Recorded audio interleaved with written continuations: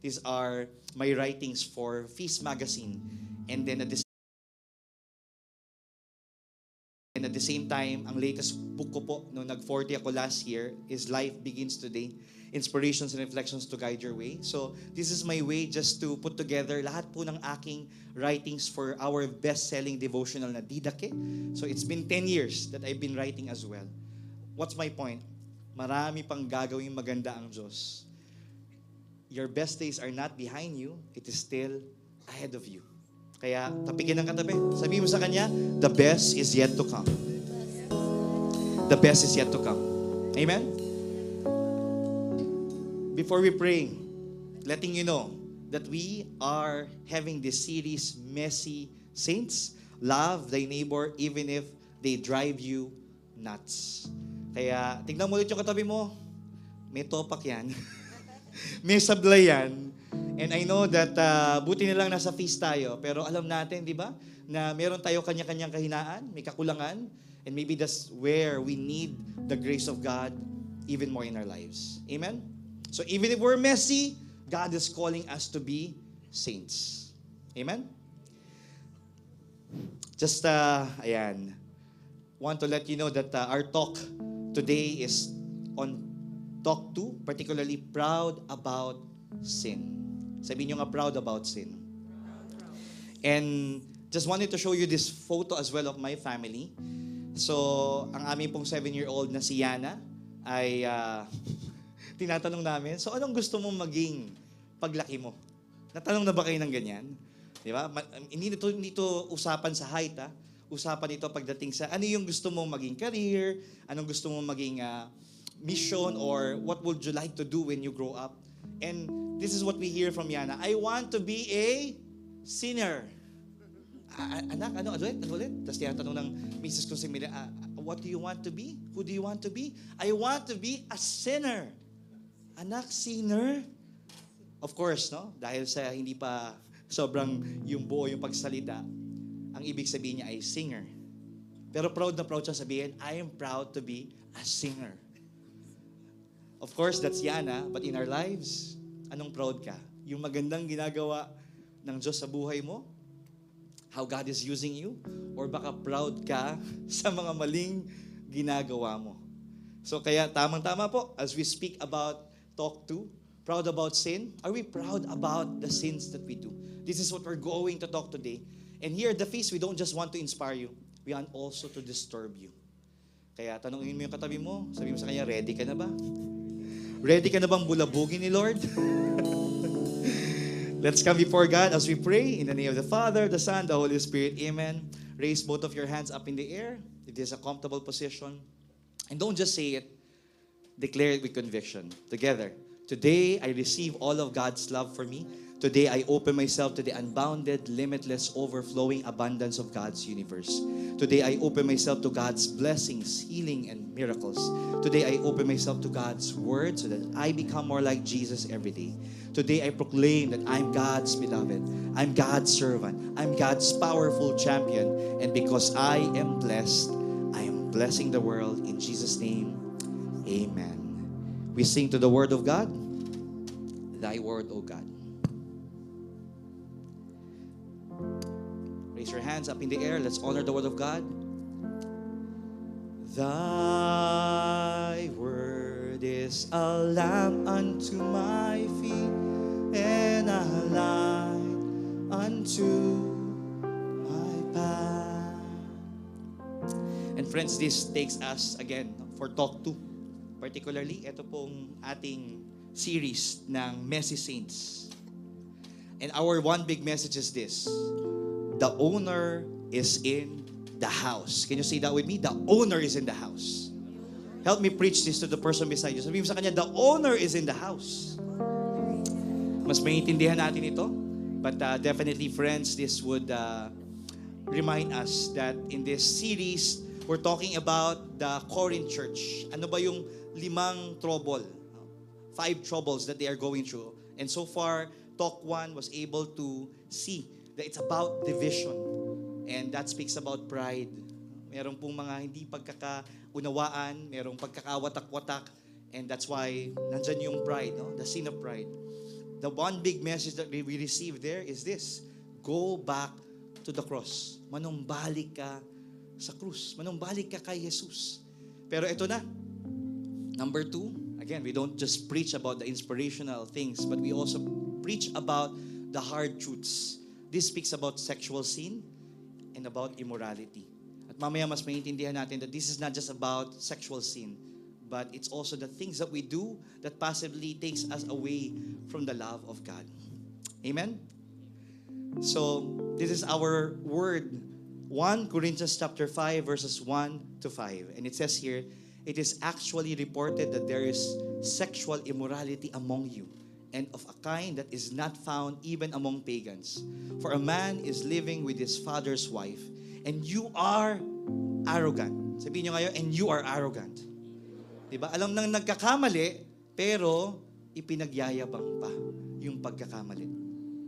So this is not just Paul speaking, no, dito sa Corinth, but this is also a reminder to us today na baka sa buhay natin, na imbis na magpakumbaba tayo before God, baka nagmamayabang ka pa, baka nagja-justify ka pa, baka humahanap ka na pa ng maraming excuses para sabihin mong, okay lang tong ginagawa ko.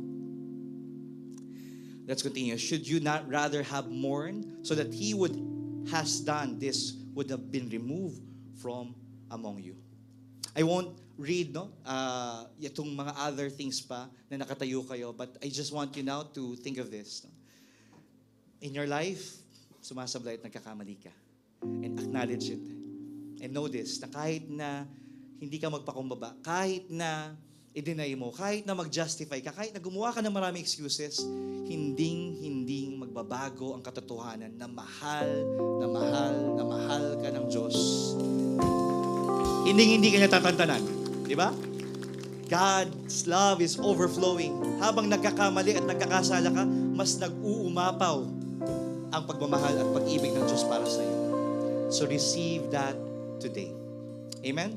I want you now to put both of your hands to your hearts and say this prayer after me. Lord, I open up to you. I receive your mercy, your love, and your blessings today. Speak to me. Amen. Let's sing to the Word of God once again. Thy Word, O God. Thy Word is a lamp unto my feet and a light unto my path. Let's give the Lord a big hand. Palapakan natin siya. Praise Him today. Hallelujah. Woo. Take a deep breath. Inhale. Exhale. You may now take your seats. Thank you, team. All right. Again, to those of you who are joining us online, maraming salamat po.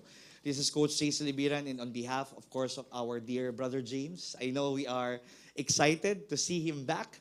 Pero alalay lang ang ating paalala kay Brother James, but I'm sure he wanted as well, no? Possibly, baka po mamaya makita niyo siya. Palapakan natin, Lord, for what the Lord is doing sa napakabilis niyang healing and recovery. And again, maraming salamat po sa lahat ng mga sumuporta. Salamat po sa inyo na talagang umi-effort, no? As we pray and storm the heavens for our dear Brother James. But we're excited to have him back in preaching. Amen. All right. Are you ready for more? Parang yung palang first part, pwedeng tapos na, di ba? But I'm sure the Lord wanted to speak to us even more. As I continue that reading, 1 Corinthians chapter 5, verses 1 to 5 and verse 13. And if you have your Bibles with you, you can open it up, no? Or sa phone ninyo, or at least read this, no? From the screen. For though absent in body, I am present in spirit, and as if present, I have already pronounced judgment in the name of the Lord Jesus on the man who has done such a thing. When you are assembled, and my spirit is present with the power of our Lord Jesus. So here, I wanted to set the context, my dear friends, that si Paul, no, again, is saying itong letter na to, no, talagang naka-address siya to the Church of Corinth. At ito po yung talagang level na talagang personalan. Kaya napansin nyo yung kanyang message, yung kanyang salita, mga salita, parang talagang sa mga magkakakilala na. Of course, iba rin kapag this is something given to new people. So I'll give you an example. No, sa feast po natin, meron tayong mga servants, may mga leaders, merong mga mensahe that is very appropriate for them. No, we go in depth, no? Lumalalim tayo. Pag ikaw naman ay first time, sige nga, sino po yung mga first time natin? Can you see a raise of hands? Palakpakan natin yung mga first time natin. Thank you for coming. And we pray that you make this a Sunday habit, no? Ang aking encouragement sa ating lahat, bring one, bless one. Sabihin sa katabi, bring one, bless one. Kapag first time ang kausap natin, ayan, we're also telling that we also need to have a separate message for them na maaring ito pa lang yung kaya nilang intindihin, no? Kaya ako po, bubusin na kagad sa inyo. We're not just going to talk about something very inspirational, but we're talking about something very personal, something na parang dapat hindi pinag-uusapan yan. Pero ito nga po, that's how courageous our feast is. And thanks be to God for the gift of wisdom sa ating pong mga leaders. That also includes, of course, no, Brother James. We have Brother Arun Gogna looking after Alabang District. And of course, Brother Bo Sanchez in our Bible Nerds team. No? Palakpakan nga natin sila lahat. Let's recognize all of their efforts in preparing this. Mas maintindihan po natin ito as we go along the way. Now, we continue. You are to hand this man over to Satan for the destruction of the flesh, so that his spirit may be saved in the day of the Lord. Drive out the wicked person from among you. At parang dito, parang iisipin mo, grabe naman itong si Paul. Parang halos isuka niya na yung nagkamali. Coach JC, sagit lang. Di ba kagagaling-galing lang natin, di ba sa series natin na Table Talks? Remember this? Yung Table Talks natin is about the community recipes of love. Which means to say, di ba, tanggapin natin yung mga nagkamali.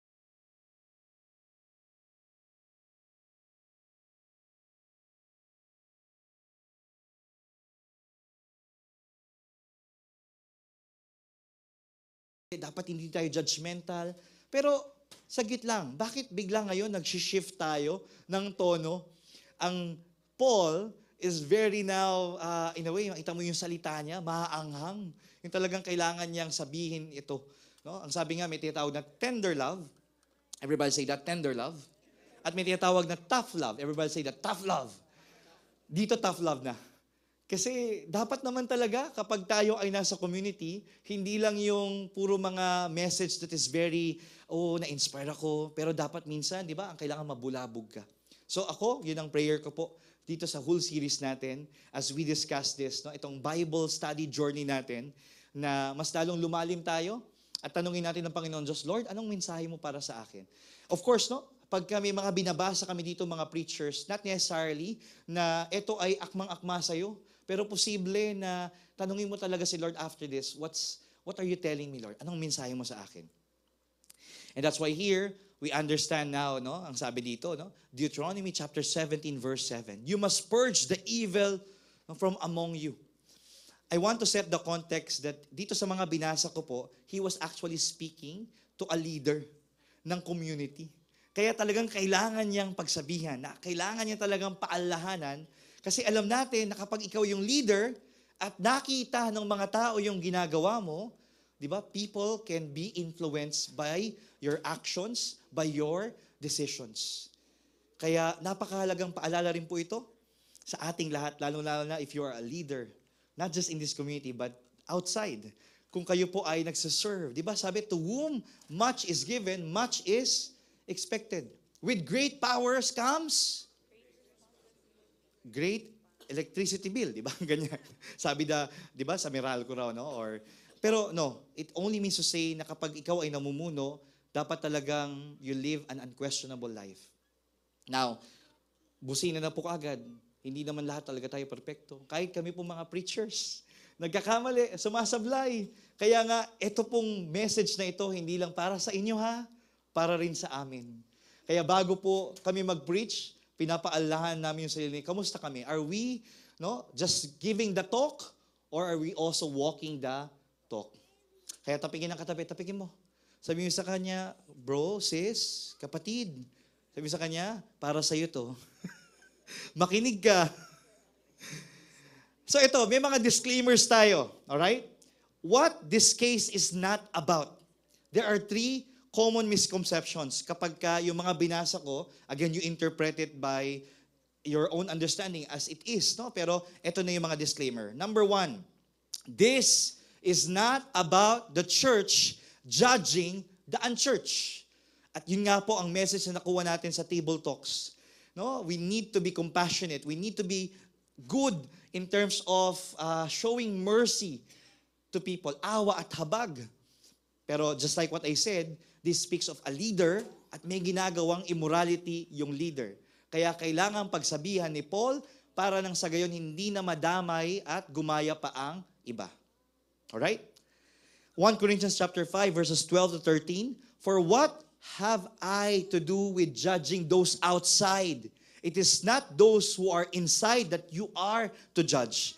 God will judge those outside. Kaya bawal ang judgmental.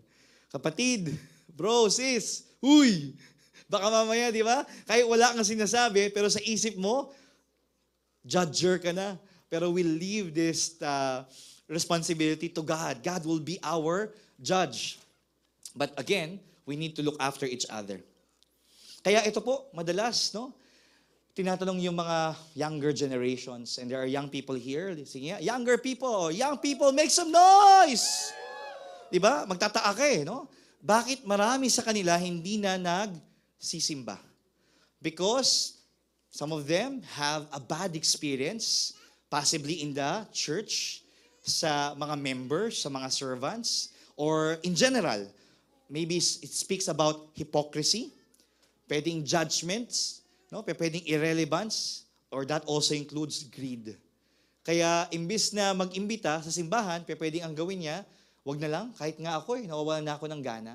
But we all understand this, di ba? Na may mga stages sa ating community. Di ba? Sa una raw, talagang excited, di ba? Ang tawag raw doon ay, di ba, delicious stage. Sabihin niyo nga, delicious.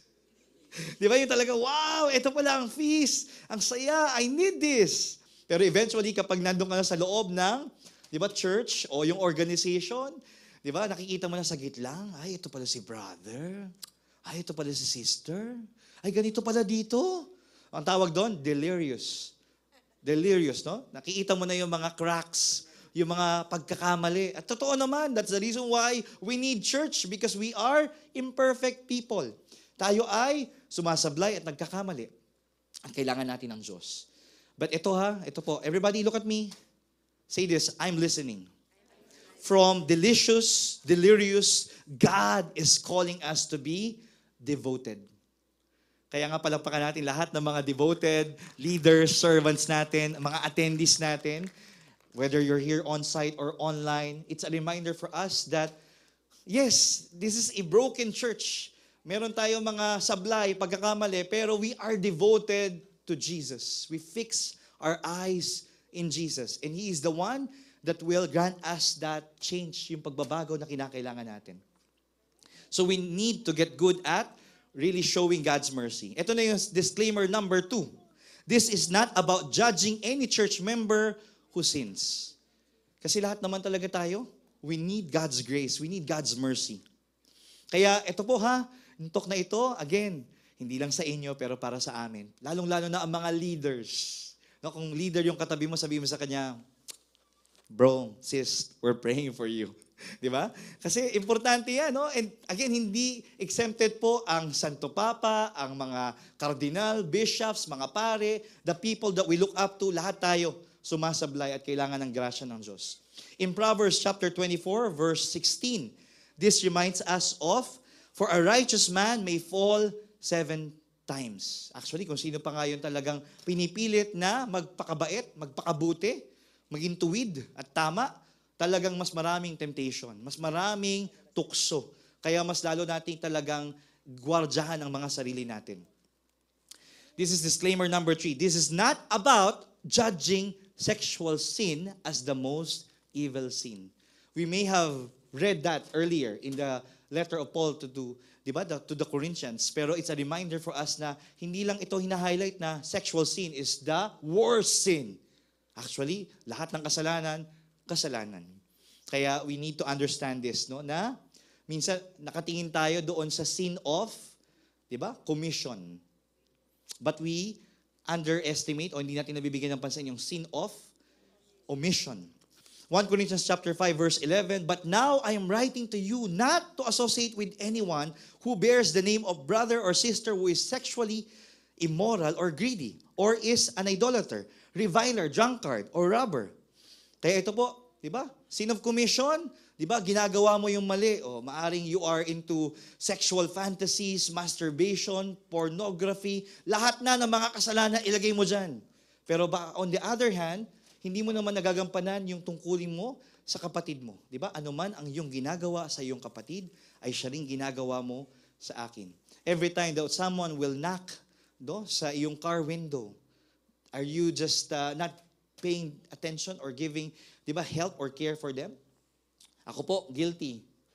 Guilty sa ganyan, no? Kasi sabi ko, teka, pag binigyan ko sila, edi ini-encourage ko sila na magstay dito sa streets. And that's why maybe we have also our mercy ministries na kung sakaling you have that option that you don't want to give dun sa mga nasa lansangan kasi baka di ba, ma-encourage lang sila magstay doon. Meron tayong mga mercy ministries. At sa inyo pong mga pagbibigay, it really goes a long way. Okay lang bang remind mo yung katabi mo? Thank you for your generosity. Salamat sa iyong pagbibigay. So, brothers and sisters, ibalansin natin ha, hindi lang yung omission. Pero baka, hindi lang yung commission, baka yung omission, meron kang hindi nagagampanan. Baka dito sa feast, di ba, bro, sis, hug. Tapos talagang, di ba, sobrang good vibes. Pero baka mamaya pag-uwi mo sa bahay, hindi mo nagagampanan yung dapat mong gawin. Di ba, sabi, charity begins at home. Aanin mo yung tagumpay sa labas ng simbahan or maybe in organizations. Pero sa sarili mong tahanan, baka mamaya, hindi ka naaasahan. Maghugas lang ng pinggan o kaya ayusin yung, di ba, pinagtulugan mo and so on and so forth. Pwede pa bang ituloy natin? Parang, coach, ang bigat. Pakicheck ang katabi. Sabi mo sa kanya, okay ka pa? Sabi ka, di ba? Bato-bato sa langit, ang tamaan sa pool. Kasi lahat tayo. No? We need to understand this. Now, eto na. Okay, let's shift. Sige, everybody take a deep breath. Inhale. Exhale. From what this case is not, ito na, what this case is about. Yung binasa natin. We break open the word. These are the 3 important things that surface. And let's try to ask God, ano ang mensahe niya. I'll also be asking some questions to challenge us. Number 1 is this. Everybody? This is about a very grave sin of an unrepentant member. Alam na nagkamali, pero ayaw pang aminin. And ayun na nga, no? Nakikita natin na ang attitude niya is full of pride, no? Kayabangan pa, arrogant. Si Paul, no, was actually speaking to this person, and again, possibly a leader in the community, and he's having a relationship with his stepmom. In the pagan world during that time, ito po ay incest. At of course, no, this is up until today, realidad yan, no, nangyayari yan. Kaya kinakausap niya talaga, no, inuusig niya. 1 Corinthians chapter 5 verse 2, "And you are arrogant." Alam mo nang nagkamali ka, pero ipinagyayabang mo pa. Now, I remember this, no? Brother Bo, of course, decades ago in the community, kasi ang ating pong Light of Jesus family is 40 plus years na. Decades ago, meron raw pong isang leader who also is into preaching.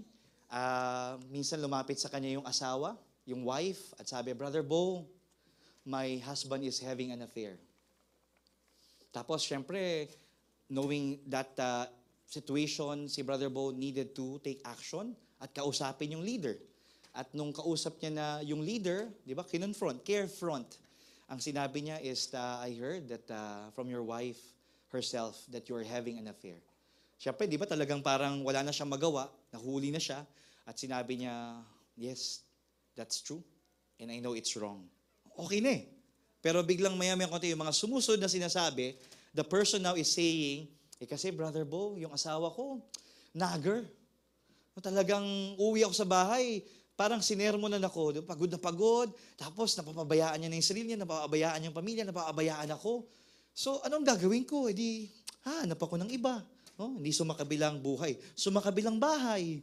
Diba? At ano pa sabi? Brother Bo, syempre, lalaki tayo eh. Di ba? Pakita natin to. Di ba? May kasabihan po, nakapagpalay na ang lumapit sa manok, di ba? Hindi yung ba tutukain, di ba? Pasensya na, Brother Bo, gwapo tayo eh. Pakitingin nga yung katabi. May mga ganyang hiirit ba yan, di ba? Pero di ba, doon pa lang alam natin na mali na, brother. You're having an affair, di ba? Huwag mong gawing excuse yan. You're justifying. Alam nyo, ito nangyari ha. The person eventually hindi na nag-serve, hindi na nag-preach, and then eventually, nagkahiwalay sila ng kanyang asawa. Ang bittersweet ending nitong kwento na to ay eventually, no, nagkabalikan sila, but eventually, hindi rin nagtagal yung buhay ng lalaki. So, I hope that we get to learn from the mistake of others. No? I'm sure, brothers and sisters, may mga kwento tayong alam. No? Maaring sa circles natin, and we can learn from them. Huwag na nating iulit pa yung pagkakamali ng iba. Kaya tapikin mo ang katabi mo, sige, taasan ka ng kamay, tapikin ng katabi, sabihin mo sa kanya, magbago ka na. O, balikan mo, kaliwang kamay naman, sabihin mo sa kanya, mauna ka muna. Di ba? Hindi lang sa katabi mo yan, ikaw lalo, no? All the more. So, ask yourself, when was the last time you tried to justify sin to make it acceptable or even admirable? Kailan yung pagkakataon na yan, bro, sis, na nagkamali ka na, nag-i-excuse ka pa? Gumagawa ka pa ng maraming rason para masabing, okay lang itong ginagawa ko. Sige. Take a deep breath. Inhale. Exhale. Grabe Brother James. Sa lahat naman talaga ng topic na inimbitahan ako sa South Mall, talagang ito pa. Parang ang mangyari. Minsan lang bumisita to si Coach JC, grabe siya. Okay na po yun, no? Magalit, mainis na kayo sa akin, pero huwag kayong mag-alala, pare-pareho tayong tinatamaan sa mga mensahe na to. 1 Corinthians chapter 5, verse 5. You are to hand this man over to Satan for the destruction of the flesh so that his spirit may be saved in the day of the Lord. Antindi.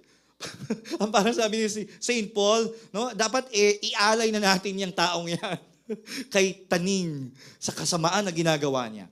Pero ito I want you to understand ito pong binasa natin. It's only reminding na minsan ang tao, kailangan mong hayaan siyang maranasan ng consequences ng kanyang pagkakamali. Kasi madalas, gusto natin, sagipin kagad sila. The best way to help a person is to allow the person to experience the consequences of his or her actions. Handing someone to Satan could mean allowing a sinner to hit rock bottom so that he wakes up and repents. Kaya ito, paalala sa mga magulang. Di ba kapag alam mo nang nahihirapan yung anak mo, di ba sa school na nga lang, di ba? To the rescue ka. Para gawin, no? Yung mga assignment at project para sa kanila. I'm not saying it's wrong. I think there's a particular age na best gawin yan. Pero kapag lumalaki na yung anak mo at ganun pa rin, tandaan mo hindi ka habang buhay kasama nila. Kailangan nilang tumayo sa sarili nilang paa. Kaya I don't know if you encountered this story. Sige, pakita natin yan. Next slide. Baka, ayan, nag-adjust dito eh. Or possibly this is not working. So, help me out, team. Nakita nyo ba to? Nag-viral online? Have you seen this? Yan. Ito yung statue ng Luffy, One Piece, sa isang Toy-Con event. At syempre, ang presyo lang naman po niyan ay 150,000 pesos. Pero, nabalitaan raw na merong bata na sobrang kulit. Of course, di naman niya alam. Ang nangyari po ay sinakyan or naglambitin. To cut the long story short, ayun ang nangyari. Nabasag siya. Nabasag ang 150,000. At tanungin sa akin, anyari? Everybody go, anyari? Yung nanay at tatay, imbis na harapin yung pagkakamali, itinakas ang anak. Para hindi magbayad or para hindi masisi sa nagkamali. Kung kayo yung magulang, possibly, talagang magkukrus ang isip mo na, oo nga, baka mamaya pagbayad ako, wala akong 150,000 pesos. Pero yung batang yon, posible, because of that action, hindi siya matututo. Ang iisipin niya lagi ay merong laging sasagip sa akin, sa problema ko. And that happens, no? To a story of a drug addict at 30 plus years old. Tapos nakita nila na yung anak nila, di ba? Imbis na mag-rehab, wag na lang anak, dito ka na lang sa amin. Di ba? Talagang sasagipin mo. Ayaw mo siyang masaktan, ayaw mo siyang mahirapan. Or, posible po na yung may pagkakautang, di ba? Add to cart ka ng add to cart. Lumobo na yung utang mo. Naging 6 figures na. No, friend, sobra-sobra na ang add to cart mo. Ano nangyari? No, parang imbis na hayaan mo siyang bayaran yon, ikaw nagbayad. Ako na magbabayad. And again, no, yan ang nature ng magulang para talagang sagipin. Pero mga parents, it's a reminder for us, how can they learn from their own mistakes? Baka laging nandyan ka. Paano pag wala ka na? Paano kapag wala nang tutulong sa kanila? How can they stand? I'm reminded of a story of that boy na nakita niyang hirap na ilabas sa cocoon, no? Yung wings ng butterfly. And you know what happened? Kumuha siya ng scissors, ng gunting, ginupit niya. Nakalabas naman yung butterfly. Pero, after nun, eventually, hindi siya nakalipad kasi kinakailangan pala yung struggle. Sabi niyo nga struggle. Yung struggle na yun para lumakas ang kanyang wings, para makalipad. So, with this reminder, still, we want to see the wisdom of God na kahit na masakit, hayaan ko yung anak ko na matuto siya sa kanyang pagkakamali. Si Yana po, madalas nung talagang bata, nadadapa siya lagi. Tapos, di ba normally kapag nadadapa, anak! Di ba ganyan normally, di ba? Ako po, parang at the beginning, nadapa siya hayaan niyang magtumayo. And true enough, that's what's happening. No? Pag nadadapa siya, tatayo siya sa sarili niya. Hindi ako to the rescue. And again, that's how I am training her. Iba-iba rin tayo ng parenting style, but it's teaching something for the next generation that you need to stand up sa sarili mo. Tapikin ng katabi. Sabihin mo sa kanya, kaya mong tumayo. Sa sarili mo. Ayan. Of course, no? Eventually, mangangailangan tayo ng tulong. This leads us to number 2. This is about unrepentant sin that harms the church. And advance lang. 1 Corinthians chapter 5, verses 6 to 7. Your boasting is not a good thing. Do you not know that a little yeast leavens the whole batch of dough? Clean out the old yeast so that you may be a new batch, as you really are unleavened. For our Paschal Lamb, Christ has been sacrificed. Kung kayo po ay into breads, no? Either kumakain ka, pero all the more mas maganda kapag you are into baking, alam niyo po ito, kung gaano ang epekto ng yeast, no? Kahit maliit lang, doon sa batch of dough. So, here we are reminded that unrepentant sin is like a yeast. Everybody say that, yeast. Di ba? Pag nag-yes ka kay yeast sa sin mo, ano mangyayari po? Hindi lang ikaw ang nadadamay. Nadadamay din ang lahat. Akala mo lang walang nangyayari, pero meron. Yung iyong kasalanan ay nakakaapekto sa iba. And we have this familiar saying, ang sakit ng kalingkingan, damdam o ramdam ng buong katawan. Parang sa mga kamatis din or sa mga prutas, kapag merong bulok, eventually, naaapektuhan ang iba. O, tingnan ng katabi. Sabi mo sa kanya, friend, huy, alam mo na. Yung ginagawa mo in private, akala mo walang epekto sa iba.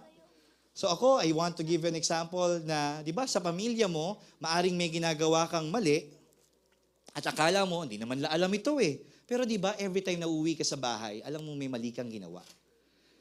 At unti-unti, imbis na maramdaman mo pa yung kasalanan, gina-justify mo nga, pero anong nangyari, nagiging manhid ka na. Doon sa pagkakamali mo. Your relationship towards possibly sa partner mo, sa asawa mo, sa mga anak mo, sa kapatid mo, sa katrabaho mo, sa kasama mo sa church, sa ka-feast mo, ano nangyari? Naaapektuhan din siya. Kasi ikaw mismo, alam mo na malitong ginagawa ko, I'm missing the mark. This is not who I am.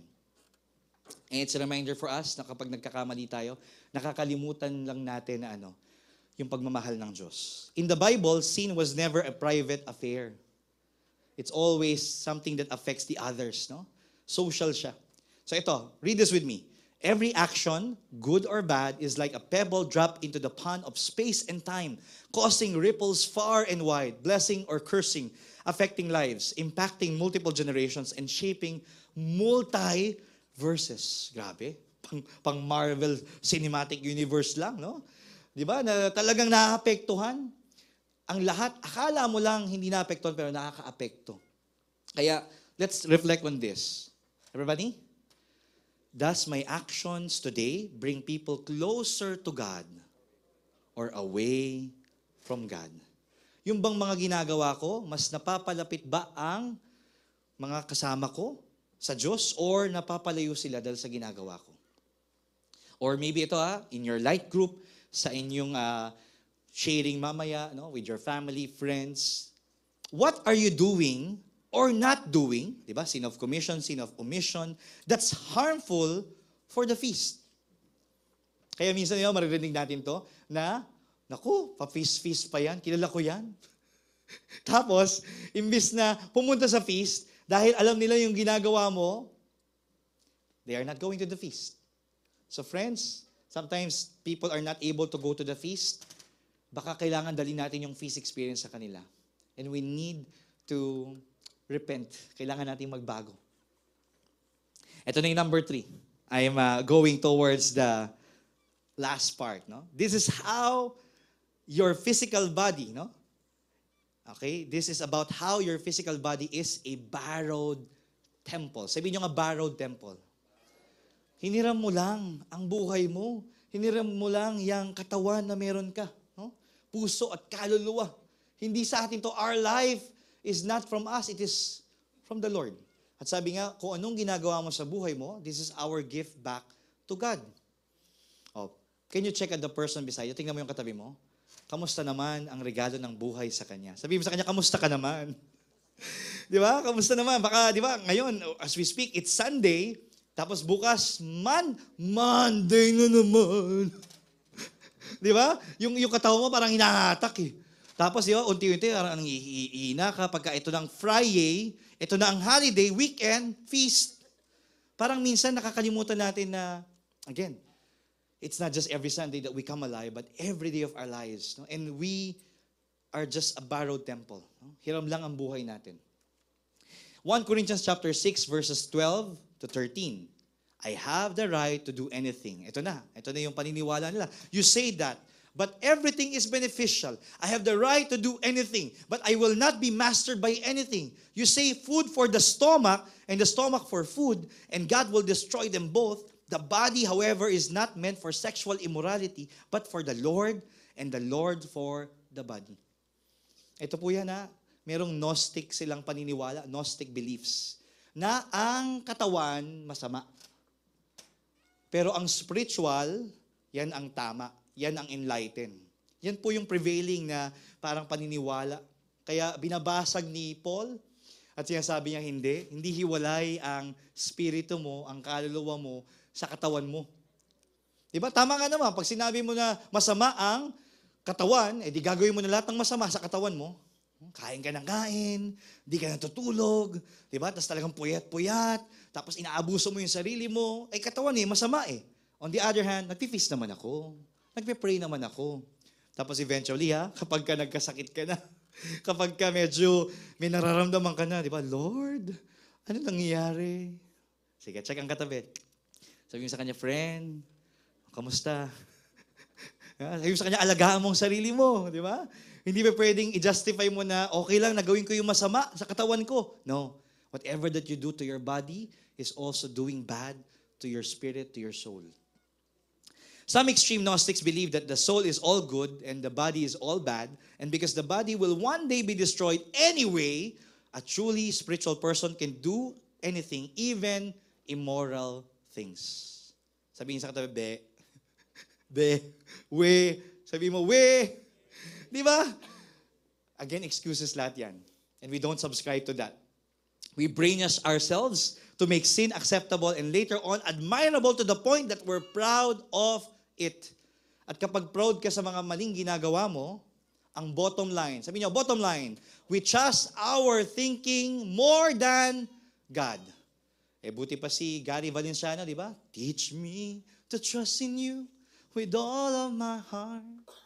Di ba? Kapag raw ginagawa mo lang yung mga pagkakamali mo, sablay mo, nawawalan ka ng tiwala sa Diyos. And maybe that's what we need to do. We need to recommit. We need to renew our faith. We need to entrust again our lives to our God. Do I hear aloud, amen? Amen. 1 Corinthians chapter 6 verse 14. By His power, God raised the Lord from the dead, and He will raise us also. Kung anong nangyari kay Kristo, no? In about like 2 weeks time now, we're gonna enter Holy Week. We're gonna relive again kung ano yung nangyari, yung passion, yung death, yung resurrection. At alam natin mga kapatid na hindi natapos sa Biyernes Santo. Nagtapos siya sa Linggo ng Pagkabuhay. So kung anong nangyari kay Kristo ay mangyayari rin sa atin. Hindi lang spirito mo, pero yung kaluluwa, yung iyong buo, no? Your whole self will be like Jesus as well. Ako, naisip ko po parang transfiguration lang. Kung merong reference pop culture, familiar kayo kay Phoenix, di ba? Talagang ganun, yung nagliliwanag ka. No? Sige, check ang katabi. Tignan mo yung katabi mo. Na-imagine mo siya nagliliwanag. Nagniningning. Di ba? Glowing. Which only means to say, yung buhay na kaluwalhatian. No? Nakasama ang Panginoon Diyos. So this is His promise to us. Kung anong nangyari sa Kanya, ay mangyayari sa iyo. Kaya kapatid, huwag mong abusuhin ang katawan mo. Hiram lamang ito. 1 Corinthians chapter 6 verses 14 to 17. Do you not know that your bodies are member of Christ Himself? Shall I then take the members of Christ and unite them with a prostitute? Never. Do you not know that he who unites himself with a prostitute is one with her in body? For it is said that two will become one flesh. But whoever is united with the Lord is one with Him in spirit. Kaya talikuran mo na ang lumang buhay and start a new life in Christ. That's our invitation. Diba? I have decided to follow Jesus, no turning back. And you are following Jesus in your life. Flee from sexual immorality. All other sins a person commits are outside the body, but whoever sins sexually, sin against their own body. Do you not know that your bodies are temples of the Holy Spirit, who is in you, whom you have received from God? You are not your own. You were bought at a price. Therefore, honor God with your bodies. Gamitin mo yung katawan mo, yung buhay mo, para maging kaaya-aya at magbigay ng papuri sa Panginoon Diyos. And again, as I speak to you, lahat tayo nagkamali. We fall short. And that's why we are receiving this truth. Mabigat. The truth hurts, yes, but the truth will set you free. You don't own your body. You are God's house. You are God's house. You are the temple of the Holy Spirit. So ask yourself, what kind of new decisions or habits will you make if you really believe that your body is God's house? Kapatid, huy! Paano mo naaalagaan yung sarili mo? Differently today, starting today. Baka kulang sa tulog. Baka kulang sa growth at learning. Baka inaabuso mo yung katawan mo with all of the vices, addiction, and so on and so forth. Maybe it's about time to start anew. Magkaroon ng pagbabago. Huwag mong hintayin yung birthday mo na dumating. Huwag mong hintayin na New Year. Huwag mong hintayin ng isang big event. Life begins today. Pwede kang magsimula ngayon by the grace of God. Amen? If you're saying yes to that, palampakan natin, Panginoon Diyos. I'll ask you to stand. And just before we come before God in worship, I want you to take a look at this mansion. I want you to imagine this, that you are invited into a mansion. Ang mansion ng Diyos. Tapos, ibinigay sa iyo yung susi. Welcome ka. Kumaga, kung ano ang meron dyan, sa iyo yan. Pagkain, I want you to imagine it, no? Wi-Fi, all of the perks, the privileges. And yes, you can think of a lot of things on how you will enjoy yourself inside this mansion. But friends, would you go to a mansion na puno ng putik? Yung sobrang linis, yuyurakan mo, lagyan mo ng mga graffiti, ng paint, everything. Tapos talagang yung tubig kanal, imburnal, na-imagine niyo yun? Na ikakalat ninyo sa buong kabahayan. Parang all of a sudden, oo nga, hindi bagay. Hindi yun yung totoo, hindi yun ang tama. Ito ang reminder na sa buhay natin, just like that house, the owners in the house, pinahiram ka lang, binigyan ka ng privilege. What would you do with your life, with that mansion? Yuyurakan mo lang ba? Dudumihan mo? Masisira? Or you will recognize na hindi akin ito. The owner is in the house, and that's why I will respect the owner, and I will go back to its true nature, true identity. If you are living in this temple, that means the owner is in your life. And I want you now to take a look at this. I have here some illustrations to show to us na yung buhay natin is a blessing. Amen? Yes? Pero alam natin na yung buhay natin, no? Kung kailan ka man pinanganak, di ba sabi nga, the day, di ba, there are two great moments in a day, in a person's life. The day that you were born and the day that you discovered why. And of course, along the way, there are a lot of challenges, may mga problema. Ipinanganak kang pure, pero alam natin na along the way, marami ring mga pagsubok.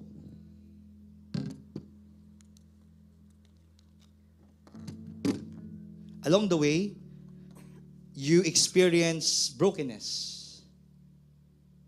Along the way, maybe you've heard a lot of lies, limiting labels, empowering words.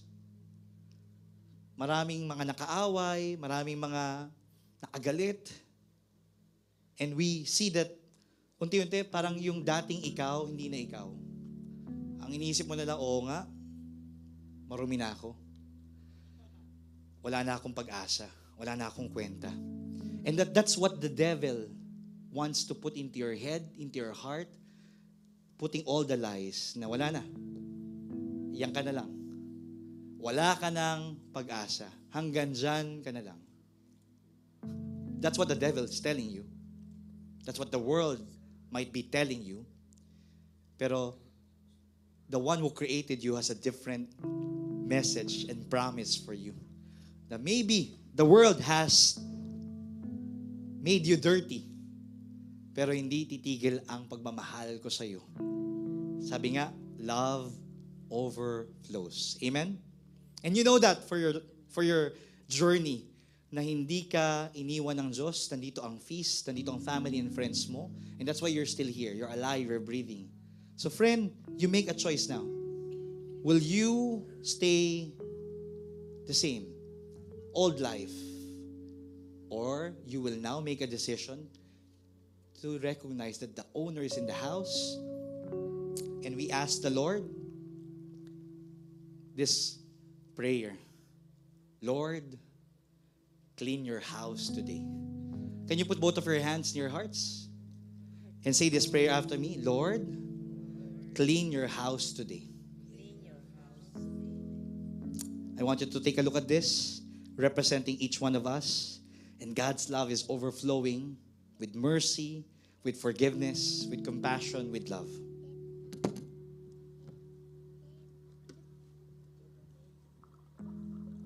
Every time you attend the feast, it just pours the love. Kaya dito, you are love.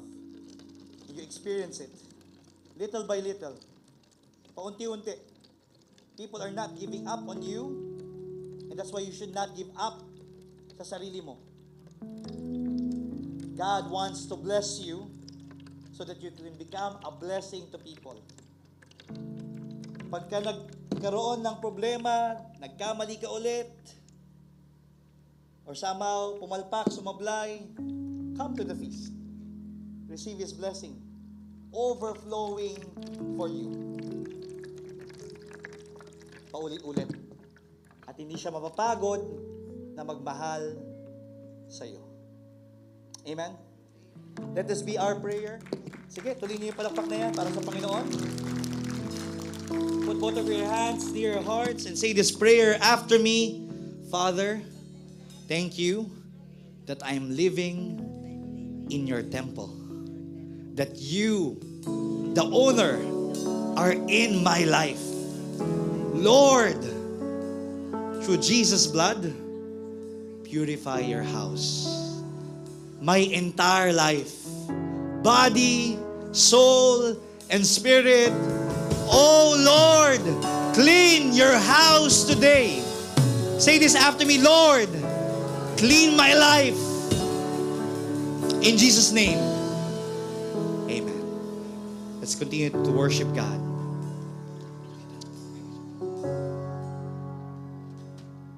Yes, Lord, we ask you to fill our hearts, fill our whole life with your purity, your goodness. Lord, let your love cast out any fear, any darkness in our souls. Clean your house today, Lord. Let's sing it out, brothers and sisters, and lift up our voices, our hearts to God. He is here.